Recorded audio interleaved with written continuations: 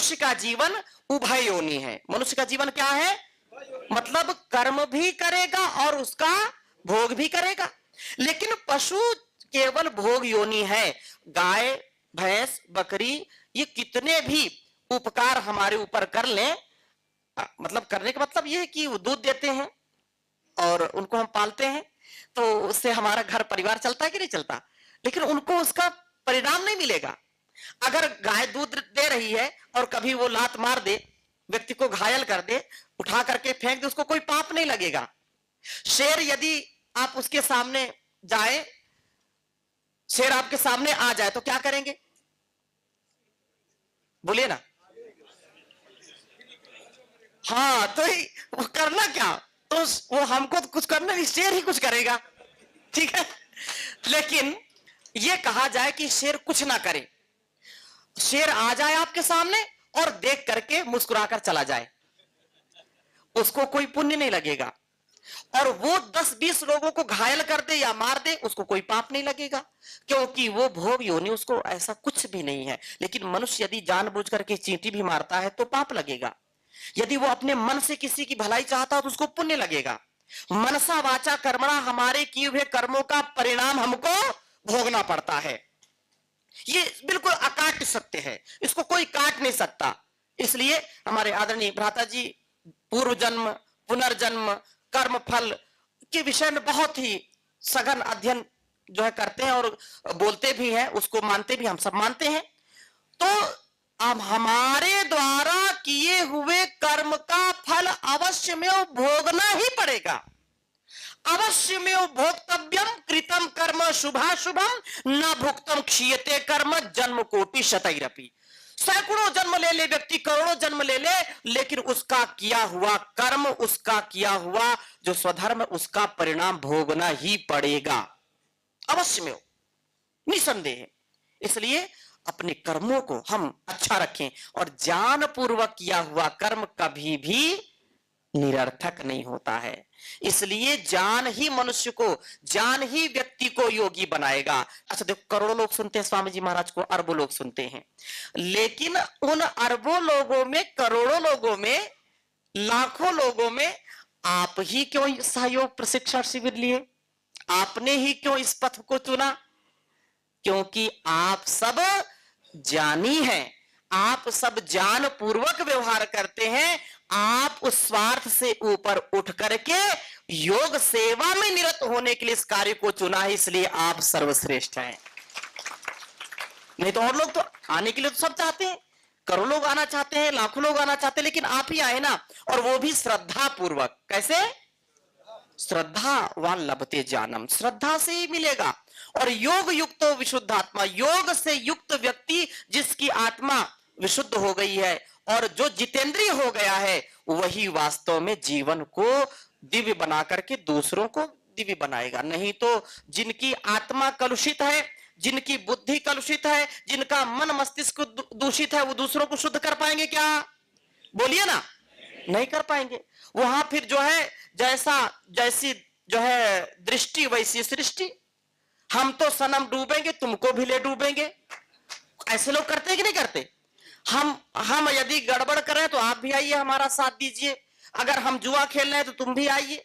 हम यदि नशा कर रहे हैं तो आजकल की स्थिति बड़ी ही दयनीय है, हो रही कि नहीं हो रही? तो विशुद्ध आत्मा कैसे? जो व्यक्ति विशुद्ध आत्मा होगा, जो ज्ञानी होगा, विद्वान होगा। आज परम पूज्य स्वामी जी महाराज ने जो एक पूरे वसुधा को एक परिवार बना दिया, पूरे भारत को एक परिवार बना दिया, तो अगर परम पूज्य गुरुदेव जी महाराज विशुद्ध आचरण और अपनी ऋषि चेतना से अपने इस योग के बल पर ये कार्य ना करते तो कोई जुड़ते क्या? बहुत सन्यासी है, लाखों सन्यासी है, लेकिन परम पूज्य गुरुदेव जी महाराज का जो एक दिव्य और जो विराट स्वरूप है वो योग से है, और इस कारण हम सब उनकी सन्निधि में है कि नहीं? तो स्वयं ये मनुष्यता बहुत बड़ी बात है। और ब्रह्मण आधाय कर्माणि, जो योगी व्यक्ति होगा उसके ये उपाय है कि उसके सारे कर्म ऐसे हो जाएं कि वो जैसे कीचड़ में खिलता हुआ कमल। भगवान कहते हैं कि ब्रह्मण्य आधाय कर्माणि संगम त्यक्त्वा करोति यः लिप्यते न सा पापेन पद्म पत्रम इव अंभसा। देखो सुबह से शाम तक कितने कर्मों को हम करते हैं, कितनी बातों को बोलते हैं, कितने प्रकार से अपने जीवन को जीते हैं। कभी ना कभी झूठ भी हो जाता है, कभी ना कभी कोई जो है ना चाहते हुए भी गलत कार्य हो जाता है। तो उन सारे कार्यों में एक तो योग का हम ध्यान रखें, विशुद्धता से करें, उनमें पाप ना होने पाए। और यदि कोई हमको जानबूझ करके हमारे ऊपर ही दोष लगाए तो क्या करेंगे? ऐसा बहुत होता है कभी कभी कि हम तो बिल्कुल निश्चल निष्कपट हैं, अब अपनी साइड में जा रहे हैं, पीछे से आकर किसी ने धक्का मार दिया। ऐसा होता है कि नहीं होता? हमारा तो कोई दोष नहीं, हम बिल्कुल अपने पथ पर जा रहे, आगे से किसी ने आकर के टक्कर मार दी। तो ऐसे अपने व्यवहारों में, अपने कार्यों में, संगठन में, संस्थान में यदि कभी ऐसा हो जाए तो कैसे जीवन को जीना? ये संसार में जैसे कहा कि संसार के व्यवहार ऐसे रहेंगे, लेकिन तुम्हारा जीवन पद्म पत्रम इव अंभसा। एक अच्छे कार्यकर्ता, एक योगी आत्मा का जो कर्म हो, ये साधन है, योग ये साधना है। तो इसमें कैसे जीना है? पद्म पत्र, जैसे कीचड़ में कमल खिलता है, कीचड़ में तो है लेकिन उस कीचड़ का प्रभाव उसके ऊपर नहीं है। हम संसार को छोड़ करके जा नहीं सकते। बोली जाएगी क्या? जैसे कमल को आप कीचड़ से बाहर निकालो, खिलेगा क्या वो? भाई रहना है तो जल में ही, लेकिन ऐसा स्वभाव हो जाए कि जल हमको गीला ही ना कर सके। हमारा स्वभाव कमल के फूल जैसा हो जाए कि हम संसार में रहें और संसार की जो अन्य चीजें जो हमारे लिए कल्याणकारी नहीं है, उनका प्रभाव हमारे मन तन हमारे विचार पर आए ही नहीं। घर में हो या समाज में हो, बाहर हो, उन गलत चीजों का कभी क्या होता है, हम इतने निढाल हो जाते हैं, इतने हम बिल्कुल ऐसे हो जाते हैं कि अब क्या करें। किसी ने हमको थोड़ा सा हमारी प्रशंसा कर दी तो हम फूल के कुप्पा हो गए, और किसी ने कुछ बातें बोल दी तो हम बिल्कुल डिमोलाइज हो गए, बिल्कुल जो है मुंह लटका लिया, चेहरे पर 12 बज गए। ये नहीं होना चाहिए। अपने स्वभाव का रिमोट हम किसी को ना दें।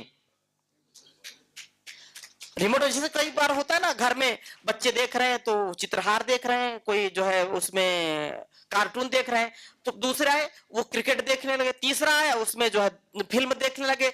जो अन्य जो योगी आत्मा है बोले स्वामी जी महाराज का जो है आस्था लगाओ, तो वो जिसका मन आता है वही उसको दबा देता है, बदल देता है चैनल। तो हमारे जो चित्त का चैनल कोई बदलने ना पाए, ये है पद्म पत्रम इव अंभसा। दुनिया की कोई ताकत हमको कुछ हमारा बिगाड़ ना सके, ना हमको प्रसन्न कर सके, ना हमको दुखी कर सके। तो ऐसा जीवन जीना। और इस प्रकार से ये 6ठे अध्याय में योग के उपाय बताए हैं, इनको आप स्वाध्याय जरूर कर लेना, बहुत ही सुंदर उपाय हैं।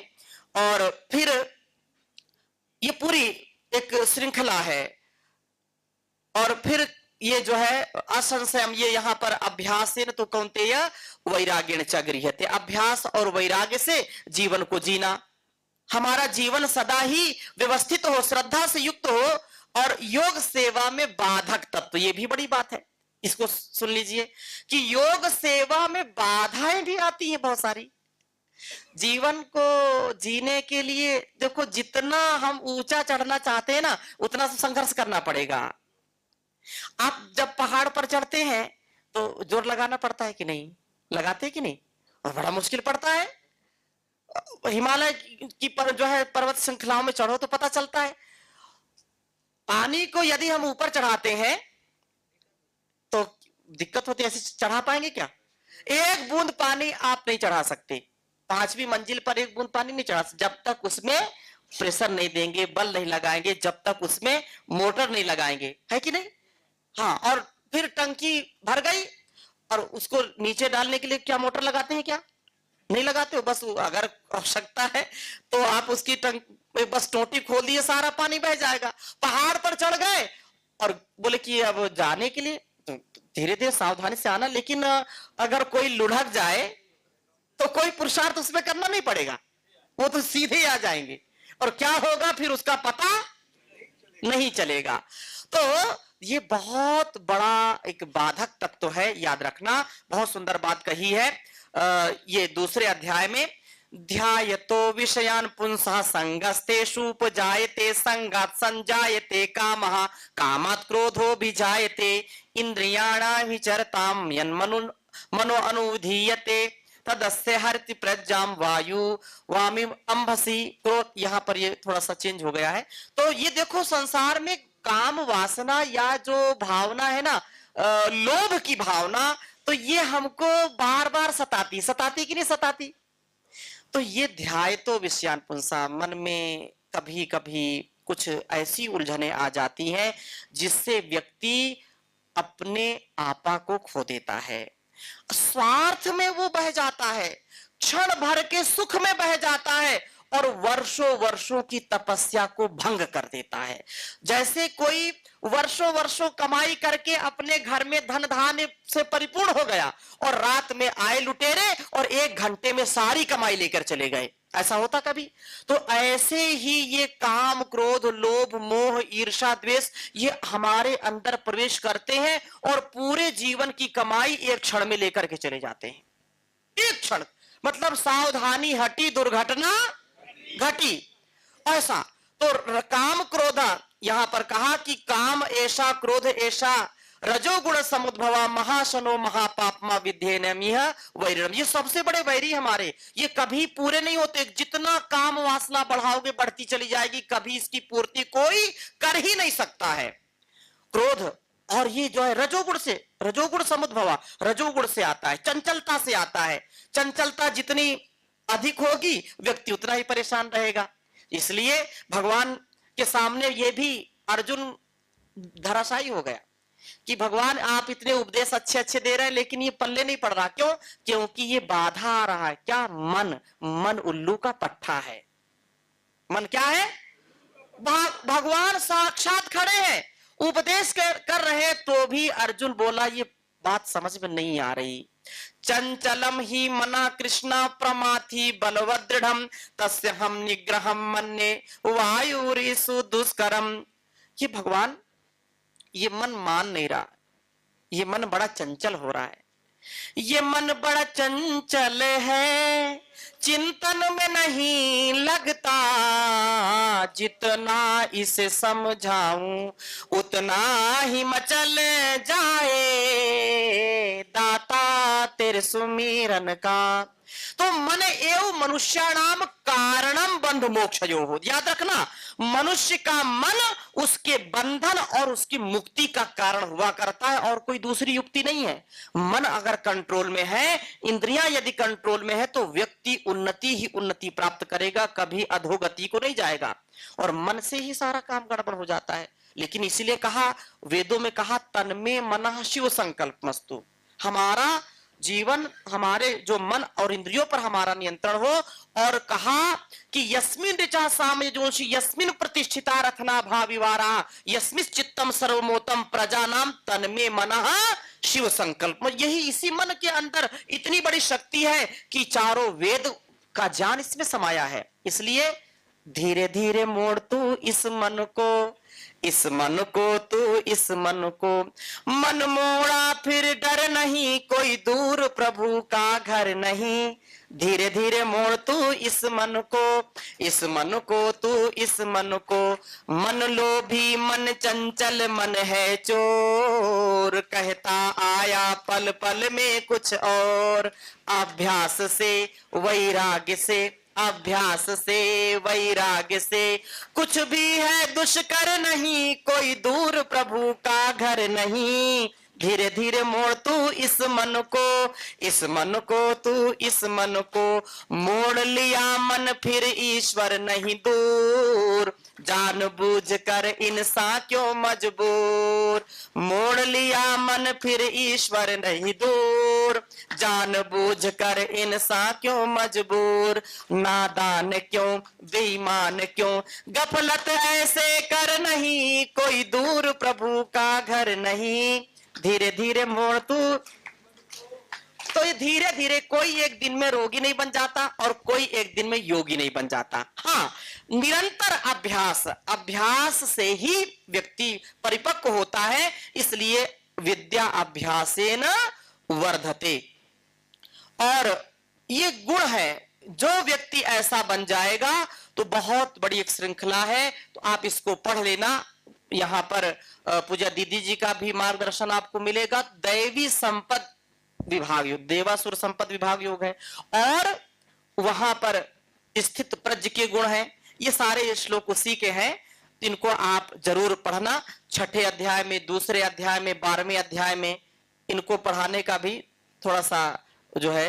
और योग के जो है व्यक्ति के गुण क्या हो जाते हैं, तो कहा संसार के जो लोक के जो व्यवहार हैं उसमें हर्ष अमर्ष में, उत्साह में या हतोत्साह में कभी वो विपरीत स्थिति नहीं रहती उसकी, जिससे लोग परेशान ना हो और लोगों से जो परेशान ना हो। याद रखना, लोग जिससे परेशान ना हो और लोक से वो परेशान ना हो। ये बड़ी संसार की स्थिति गंभीर है।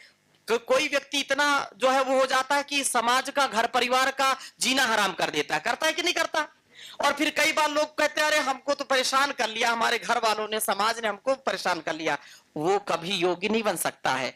घर परिवार समाज को जो कभी जो है दुख ना दे और वो उनके दुख देने पर भी जो दुखी ना हो, वो योगी आत्मा, उसके ऐसे गुण कहा है, चाहे कैसी भी हो। और कोई उसको अपेक्षा नहीं। याद रखना, अपेक्षा और उपेक्षा, दो शब्द लिख लीजिए। अपेक्षा और व्यक्ति अगर ऐसा बन जाए, ना उसको किसी जो है संसार के नेम फेम की अपेक्षा, यही तो सारे कष्ट के कारण है। न उसको बहुत ज्यादा सम्मान, बहुत ज्यादा जो है ना मंच, माला, माइक नहीं मिला तो भी लोग कभी कभी नाराज हो जाते हैं, है? तो उसको इसकी आवश्यकता नहीं रहती, वो कभी इससे परेशान नहीं होता है। और जो कभी भी संसार के शुभ अशुभ में कभी भी परेशान नहीं होता, वो उसको अपेक्षा नहीं। तो अच्छे लोगों की तो अपेक्षा रहनी चाहिए, लेकिन गलत की कभी अपेक्षा नहीं करना। और अपने माता पिता, गुरु की, अपने शास्त्रों की, अपने सनातन परंपरा की जो शिक्षा है उसकी कभी उपेक्षा नहीं करना। आत्म प्रेरणा है, जो शुभ विचार है उसकी कभी उपेक्षा नहीं करना। और कभी भी संसार के सुखों की या नेम फेम की या क्षणिक सुख की कभी अपेक्षा नहीं करना। ये बहुत बड़ा ये तत्व है। तो ऐसे जीवन को जीना, और जो यो न हसती न द्वेष्टि न शोचति न कांक्षति शुभा शुभा परित्यागी भक्ति मान्यास, ये भगवान को भी प्रिय होते हैं ऐसे लोग। तुल्य निंदा स्तुति मौनी संतुष्टो ये न केनचित, जो व्यक्ति चाहे कोई निंदा करे, चाहे कोई स्तुति करे, चाहे कोई मान करे, चाहे कोई अपमान करे, चाहे कोई अलंकृत करे, चाहे कोई कलंकित करे, चाहे कोई विभूषित करे, चाहे कोई दूषित करे, कभी वो परेशान नहीं होता। ऐसा व्यक्ति योगी हो जाता है। और देखो, योग सेवा न करने के दुष्परिणाम क्या है? जो योग नहीं करेगा इन परिणामों से कभी बचेगा। देख लो, ये चित्र मैंने कुछ यहां पर लगाए हैं। शारीरिक मानसिक रोग और दुखों की प्राप्ति, हर घर में बीमारी, हर घर में परेशानी, हर घर में नशा, हर घर में जो है कितने पाप, कितने अनाचार, कितने दुराचार होते हैं।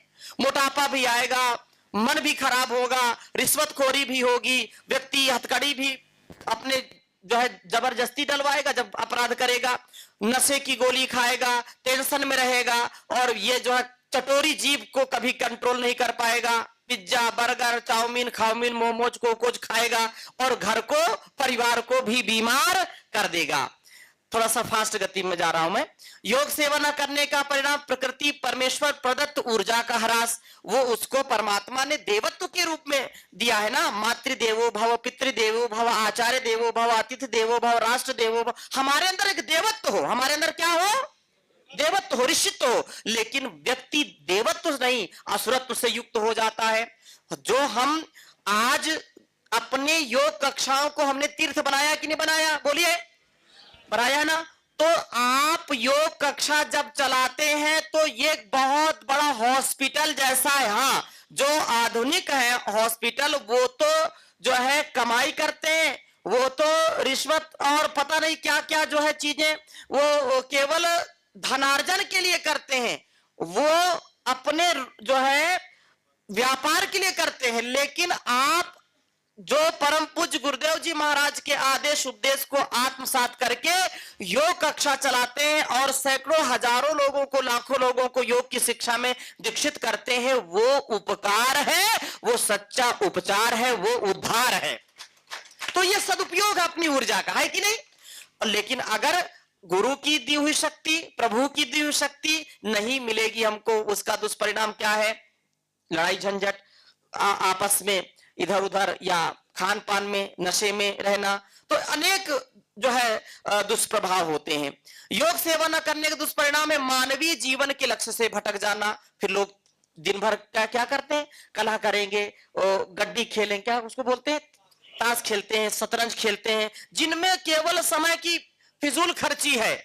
और जो व्यक्ति योग की सेवा में रहता है वो अपना एक पल भी कभी खराब नहीं करता, हर पल वो उत्साह में, स्वाध्याय में, और जो अपने घर के बच्चों को भी उसी में लगा के रखता है। तो स्वाध्याय में रखते नहीं तो बच्चे भी, बूढ़े भी सब मोबाइल में लगे रहते हैं, या इधर उधर गड़बड़ करेंगे, या लोग इधर उधर जो है सट्टेबाजी में लगे रहते हैं। योग सेवा न करने से गुरु भगवान की विशेष कृपा का अभाव हो जाता है। घर परिवार में दीवारें खड़ी हो जाती हैं, दिलों में दरारें हो जाती हैं, और हर रोज कोई ना कोई बीमार होता है। डॉक्टर के चक्कर, कचहरी के चक्कर, कोर्ट के चक्कर लगाते रहते हैं, इससे कभी बच नहीं पाएंगे। लेकिन जब गुरु की विशेष कृपा होगी तो वास्तव में उसका सुपरिणाम क्या होगा? शारीरिक, मानसिक, पारिवारिक, सामाजिक रोगों से मुक्ति, रोग से मुक्त और योग से युक्त जीवन होगा, प्रसन्नता से युक्त जीवन होगा। घर परिवार में खूब प्रसन्नता रहेगी और व्यक्ति सदा ही प्रफुल्लित रहेगा। योग सेवा करने से स्वस्थ साधन से सेवा और साधना का सामर्थ्य प्राप्त करना, साधना के द्वारा समाधि की प्राप्ति करना, साधना के द्वारा क्या करना?